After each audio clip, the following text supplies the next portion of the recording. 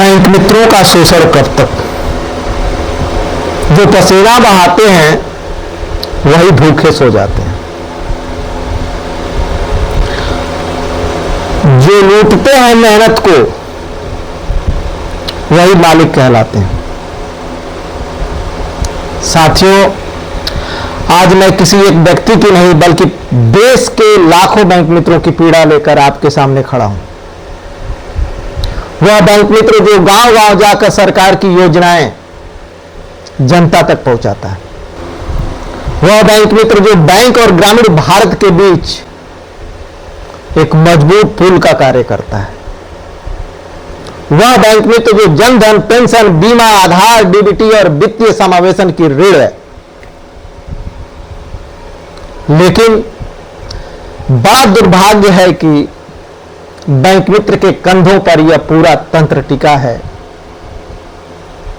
आज वही सबसे अधिक शोषित, उपेक्षित और प्रताड़ित है।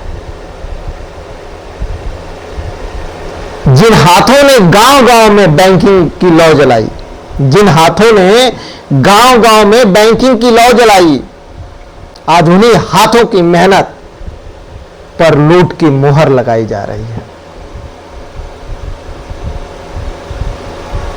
माननीय सरकार, माननीय बैंक प्रबंधक और देश के जिम्मेदार अधिकारियों से मैं पूछना चाहता हूं, क्या यही है वित्तीय समावेशन का मॉडल? क्या यही है डिजिटल इंडिया का सपना? क्या यही है उस बैंक मित्र का सम्मान जो दिन रात जनता की सेवा में लगा रहता है? साथियों, एक बैंक मित्र यदि अपनी मेहनत से 100% कमीशन अर्जित करता है, तो ग्रामीण क्षेत्र में कार्यरत बैंक मित्र के कमीशन का लगभग 30% हिस्सा एनबीसी या सीबीसी कंपनियां ले लेती हैं। यही नहीं, बैंक द्वारा निर्धारित स्लैब न पूरा होने के नाम पर बैंक 15% अतिरिक्त कमीशन काट लेता है। अर्थात एक बैंक मित्र की मेहनत पर पहले कंपनियों की मार, फिर बैंक की मार। मेहनत उसकी, पसीना उसका, जोखिम उसका, काम उसका, फिर भी कमाई पर अधिकार किसी और का, नाम किसी और का। क्या यह न्याय है? क्या यह श्रम का सम्मान है? क्या यह संवैधानिक समानता है? और जब इतना सब कुछ पर्याप्त नहीं होता, तब कुछ कंपनियां बैंक मित्रों के पोर्टल से, यानी कहें तो वर्किंग कैपिटल से, बिना सूचना, बिना स्पष्ट कारण बताए का पैसे काट लेती हैं, कटौती कर लेती हैं। वो पैसे उनके खाते में नहीं आते, पोर्टल से सीधे कंपनी सीबीसी, एनबीसी के खाते में चले जाते हैं। वो पैसे टीडीएस के नाम पे 2% काट लेती हैं, यूजर मेंटेनेंस फीस के नाम पे 8% काट लेती हैं, जो कहीं कोई सर्कुलर, कोई नियम, कायदे कानून में नहीं है। तो बिना पूर्व सूचना, बिना पारदर्शिता और बिना जवाबदेही यदि ये सारी चीजें बैंक मित्रों के साथ हो रही हैं, तो यह केवल शोषण नहीं बल्कि गंभीर वित्तीय अनियमितता का विषय है।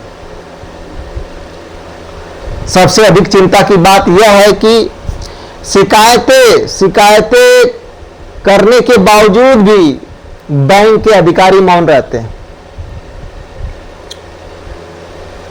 संगठन के द्वारा भी सवाल उठाए जाने पे, पूछे जाने पे, बैंक मित्रों की पीड़ा बताने के बाद भी कोई उत्तर नहीं मिलता। प्रशासन चुप है, डीएफएस चुप है, सरकार चुप है, और बैंक मित्र पूछ रहा है, मेरी सुनवाई आखिर कहां होगी?